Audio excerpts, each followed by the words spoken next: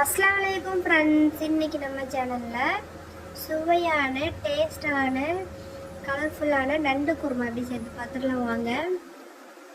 Texture செம்மையாக இருக்குல்ல. அதுக்கு நான் மீடியம் சைஸில் 2 வெங்காயம் 2 தக்காளி கட் பண்ணி வச்சுருக்கேன். ஒரு பேனை அடுப்பில் வச்சு எண்ணெய் ஊற்றி வெங்காயம் தக்காளி 2 டேபிள் ஸ்பூன் தேங்காய் போட்டு துருவி பேஸ்ட் பண்ணி தனியாக எடுத்து வச்சுக்கலாம். ஒரு கடாயை அடுப்பில் வச்சு எண்ணெய் சூடு வந்ததும் பட்டை ஏலக்காய் கிராம்பு இஞ்சி பூண்டு பச்சை மிளகாய் போட்டு நல்லா வறுத்து கொடுத்துக்கலாம். இஞ்சி பூண்டு நல்லா எண்ணெயில் வதங்கினதுக்கு பிறகு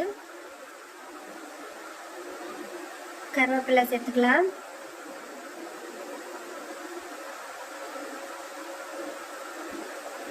கட் பண்ணி வச்சிருக்கிற புதினா கொத்தமல்லியும் சேர்த்துக்கலாம். நல்லா வறுத்து விடுங்க.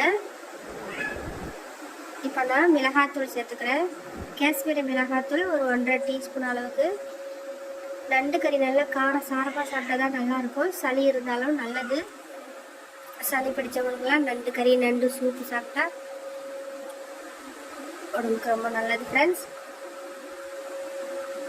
இப்போ மிளகாத்தூள் வதங்கினதுக்கு அப்புறம் 1/4 டீஸ்பூன் அளவுக்கு மஞ்சள் சேர்த்துக்கிறேன். 2 ஸ்பூன் அளவுக்கு மிளகுத்தூள் போட்டுக்கிறேன். ஏன்னா சளி மூக்கடைப்பு இதுக்கெல்லாம் ரொம்பவே நல்லது.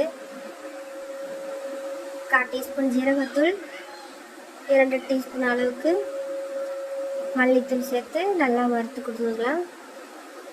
ஃப்ரெண்ட்ஸ் ஃப்ரையாக வேணும்னாக்கா நம்ம கழுவி வச்ச நண்டை போட்டு இந்த மசாலாவில் அப்படியே ஃப்ரை பண்ணி லைட்டாக தண்ணி தெளித்து மூடி போட்டு எடுத்தோன்னா நண்டு ஃப்ரை ரெடி. இதே அடுத்த கட்டத்துக்கு கிரேவியாக போகணுன்னு சொன்னாக்கா இப்போ நம்ம கழுவி வச்ச நண்டெல்லாம் போட்டு இந்த மசாலாவில் ஃப்ரை பண்ணி கொடுத்துக்கலாம் ஃப்ரெண்ட்ஸ். இந்த ஸ்டேஜில் நம்ம அரைச்சி வச்ச பேஸ்ட் இருக்குல்ல அதை சேர்த்து கொஞ்சமாக தண்ணி விட்டு உப்பு டேஸ்ட்டு பார்த்து மூடி போட்டு கொதிக்க வச்சோன்னா கிரேவி ரெடி ஃப்ரெண்ட்ஸ். இது சப்பாத்தி குருமா இட்லி ரைஸ் எல்லாத்துக்கும் சாப்பிட்லாம். இதே அடுத்த கட்டம் நம்ம குருமாவாக வச்சுக்கணும் அப்படின்னு சொன்னாக்கா கொஞ்சமாக தேங்காய் பால் அரைச்சி பால் புழிஞ்சு விட்டு கொதிக்க வச்சு இறக்கணுன்னா குருமா ரெடி.